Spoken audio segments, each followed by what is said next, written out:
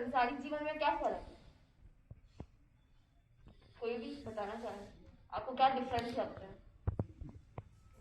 सर्व सुख मिलता है, सर्व सुख मिलता है संयम जीवन। संसारिक जीवन में नहीं है। संसारिक जीवन में सुख है क्या आप के बैठो किसी और अवसर है। सही काम है। एक जो संसारिक जीव होता है संयमी जीवन होता है, उसका वैराग्य में जीवन होता है। संसारिक जीव बोलता है मैं सीए हूँ, मैं इंजीनियर हूँ, मैं डॉक्टर हूँ। वैरागी जीवन बोलता है कि मैं कुछ नहीं। संसारिक जीव बोलता है कि मुझे वो चाहिए, मुझे बंगला चाहिए, मुझे गाड़ी चाहिए। वैरागी जीवन बोलता है मुझे कुछ नहीं चाहिए। संसारिक जीवन बोलता है वो मेरा है, वो मेरा है, वो मेरे पापा है, वो मेरी मम्मी है, वो मेरा घर है, वो मेरा पैसा है, वो मेरी डिग्री है। और वैरागी जीवन बोलता है कि मेरा कुछ नहीं। जब दीक्षा खोली थी तो उपाध्याय पर एक लाइन फरमाया कि हमेशा तूने सीए की पढ़ाई की है, बहुत उच्च शिक्षा ग्रहण की है, पर हमेशा अपने दिमाग में एक ही बात रखनी है कि मैं कुछ नहीं हूँ, मेरा कुछ नहीं है और मुझे कुछ नहीं चाहिए। ये जो लाइन है ना, इसी से हम अपना जीवन तार सकते हैं और किसी चीज की जरूरत ही नहीं है। उपाध्याय फरमाते कि संयम जीवन for those who want nothing other than best. जिसको बेस्ट के लिए, बेस्ट के अलावा, श्रेष्ठ के अलावा कुछ नहीं चाहिए। संयमी जीवन उनके लिए, वैराग्यमय जीवन उनके लिए जिन्हें अपने से कुछ नहीं चाहिए, जिन्हें कोई इच्छा नहीं है, कोई अभिलाषा नहीं है, कोई अपेक्षा नहीं है, कोई आकांक्षा नहीं।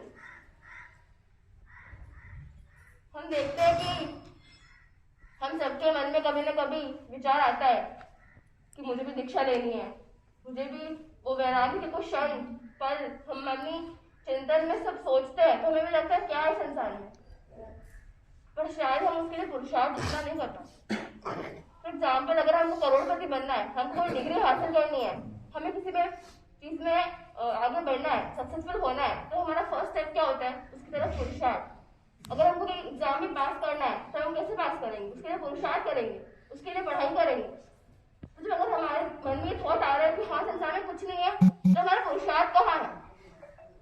हमारी एनर्जी, हमारा टाइम हम कहाँ लगा रहे हैं? उसकी जगह लगा रहे हैं क्या हम? बोलते डिले इज डेंजरस।